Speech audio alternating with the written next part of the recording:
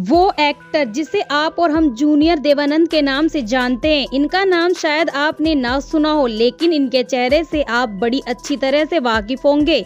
लंबे वक्त से फिल्म इंडस्ट्री में और सिनेमा प्रेमियों के बीच देवानंद के डुप्लीकेट के तौर पर मशहूर रहे हैं।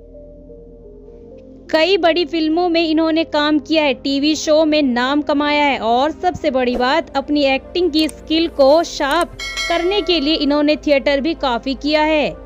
फिल्मों में कैसे आए? क्या सिर्फ देवानंद जैसा चेहरा होने मात्र से ही किशोर भानुशाली को फिल्मों में आसानी से काम मिल गया था?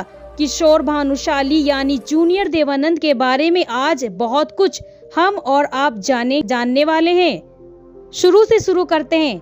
किशोर भानुशाली का शुरुआती जीवन के बारे में बात करें तो किशोर भानुशाली का जन्म मुंबई में रहने वाले एक गुजराती परिवार में हुआ था।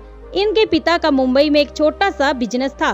किशोर भानुशाली स्कूल में तीसरी क्लास में थे जब इनके साथ पढ़ने वाले एक लड़के ने इनसे पहली दफा कहा था कि तुम तो देवानंद जैसे दिखते हो, और यह वो वक्त था जब किशोर भानुशाली को पता भी नहीं था कि देवानंद कौन है। उस वक्त किशोर जी की उम्र महज 7 साल या 8 साल की ही थी।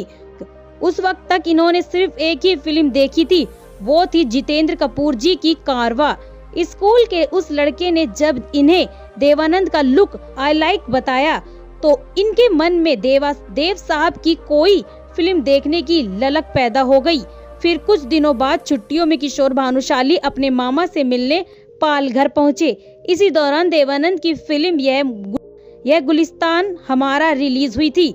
अपने मामा के बेटे के साथ मिलकर किशोर भानुशाली ने पहली दफा देवानंद की वही फिल्म किसी सिनेमा हॉल में देखी थी। इसके बाद तो किशोर भानुशाली देव साहब के फैन बन गए। उन्होंने एक के बाद एक देवानंद की कई फिल्में देख डाली और फिल्में देखने के लिए यह अपने घर वालों से छिपकर सिनेमा हॉल तक जाया करते थे। और डस गया एक्टिंग का कीड़ा। देव साहब की शख्सियत का नशा किशोर भानुशाली पर ऐसा चढ़ा कि छोटी उम्र से ही यह उनकी नकल करने लगे। अक्सर घर पर शीशे के सामने खड़े होकर यह अपने गले में रुमाल बांध लेते थे और देवानंद की तरह एक्टिंग करते थे। इन्होंने फैसला कर लिया था कि अब तो बड़े होकर देव साहब की तरह फिल्मों में काम करेंगे। अब पढ़ाई में इनका मन नहीं लगता था। यह स्कूल और कॉलेज में होने वाले नाटकों में ज्यादा समय बिताने लगे, स्टेज शो में हिस्सा लेने लगे। गुजरते वक्त के साथ ही इन्होंने फिल्मों में काम पाने के लिए हाथ पैर मारना शुरू कर दिया। यह तमाम फिल्म प्रोड्यूसर के ऑफिस में काम मांगने जाते थे, काम नहीं मिला। लोग इनसे देवानंद की नकल करने को कहते थे और यह भी बिना झिझके देव साहब के डायलॉग्स बोलकर दिखाते थे। लोग अपना मनोरंजन करते थे और यह सिलसिला यहीं पर खत्म हो जाता था। किसी ने किशोर जी को काम नहीं दिया। देखते ही देखते 15 साल गुजर गए और किशोर जी सिर्फ स्टेज शो करते ही सिमट कर रह गए। इस बीच इनकी शादी भी हो गई और यह एक बेटे के पिता भी बन गए। इतना वक्त गुजारने के बाद इनके पिता ने इनसे कहा कि अब यह फिल्मों का भूत अपने सर से उतारो और अपनी दुकान संभालो। पिता के कहने पर कुछ वक्त तक किशोर भानुशाली उनकी दुकान पर भी बैठे। उस वक्त इन्हें ऐसा लग रहा था कि एक्टर बनने का इनका ख्वाब कभी पूरा नहीं हो पाएगा।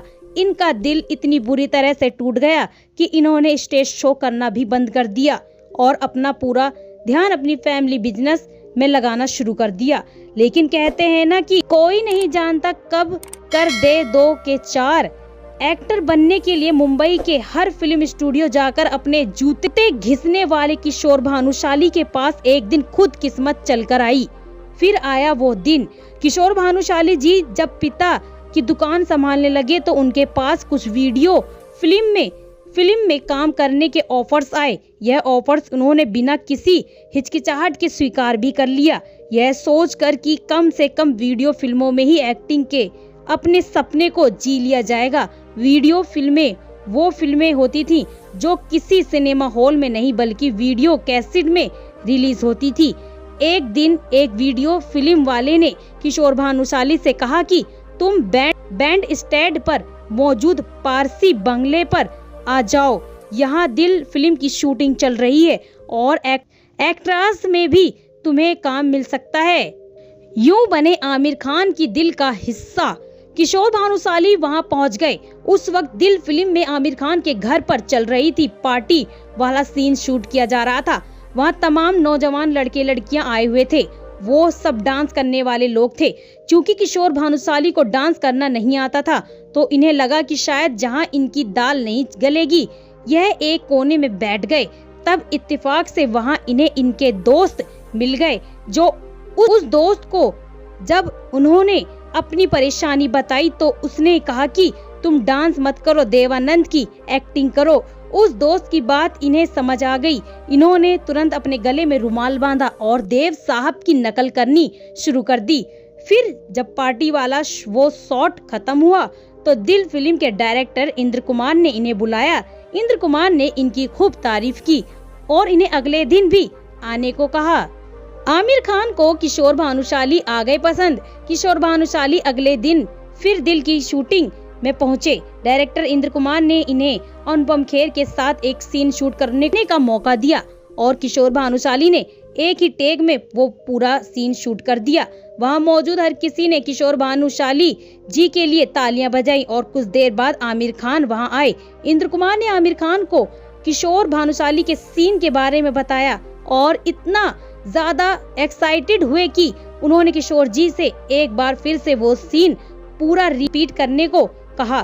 किशोर भानुशाली ने एक बार फिर अनुपम खेर के साथ वो सीन दोबारा किया और वो सीन आमिर खान को इतना पसंद आया कि उन्होंने डायरेक्टर इंद्र कुमार से कह दिया कि किशोर को वो पूरी फिल्म में लेना चाहते हैं और यहीं से किशोर भानुशाली की जिंदगी पूरी तरह बदल गई। दिल फिल्म रिलीज हुई और सुपरहिट साबित हुई। किशोर भानुशाली का काम हर किसी को पसंद आया। दिल फिल्म के इस रोल के लिए किशोर भानुशाली को कई अवार्ड्स से भी सम्मानित किया गया और इनके पास फिल्मों को ढेर लग गया। इन्होंने कई फिल्मों में काम किया, टीवी शो में भी यह खूब नजर आए। रियलिटी शो और कॉमेडी शो में गेस्ट अपीयरेंस देते हुए देश विदेश में इन्होंने ढेरों सारे स्टेज शो किए और आज भी यह शो करते रहते हैं। साथ ही एक्टिंग प्रोजेक्ट में भी काम करते रहते हैं। किशोर भानुशाली की कुछ अनसुनी कहानियां। चलिए अब किशोर भानुशाली उर्फ जूनियर देवानंद की कुछ और अनसुनी कहानियां भी जानते हैं। जैसा कि हमने बताया कि किशोर भानुशाली बचपन में जितेंद्र जी के बड़े फैन थे। जितेंद्र जी को कारवां फिल्म में देखने के बाद से ही वो जितेंद्र जी के एक्टिंग के कायल हो गए थे और सालों बाद जब किशोर भानुशाली खुद भी एक्टर बने तो उन्होंने जितेंद्र जी के साथ कुछ फिल्मों में काम किया। संघर्ष के दिनों में इन्हें लगता था कि देवानंद जैसी शक्ल होने का इन्हें फायदा मिलेगा, लेकिन हुआ इसके ठीक उलट। इन्हें कोई काम नहीं देता था। काम के लिए यह देवानंद साहब तक से भी मिले थे, लेकिन उस वक्त चूंकि इनकी उम्र भी काफी कम थी तो देव साहब ने इन्हें कहा कि पहले तुम अपनी पढ़ाई पूरी करो, फिर तुम्हारे लिए कुछ सोचेंगे। एक्टर बनने के बाद यह एक दफा देव साहब से मिले थे। तब देव साहब ने इनसे पूछा कि कितनी फिल्मों में काम कर रहे हो। इन्होंने बताया कि 7-8 फिल्में साइन की है तो देवानंद जी मजाक में बोले कि इतनी फिल्में तो मेरे पास भी नहीं है, मुझे भी कोई फिल्म दे दो। दिल फिल्म का वो सीन जिसमें यह माधुरी दीक्षित के कंधे पर हाथ रखकर उनकी पीछे चलते हैं, उसे शूट करते वक्त यह काफी नर्वस हो रहे थे। इन्हें 3 दफा रीटेक लेना पड़ा था। तब माधुरी और आमिर खान ने इनका हौसला बढ़ाया और इन्होंने फाइनली वो सीन कंप्लीट किया।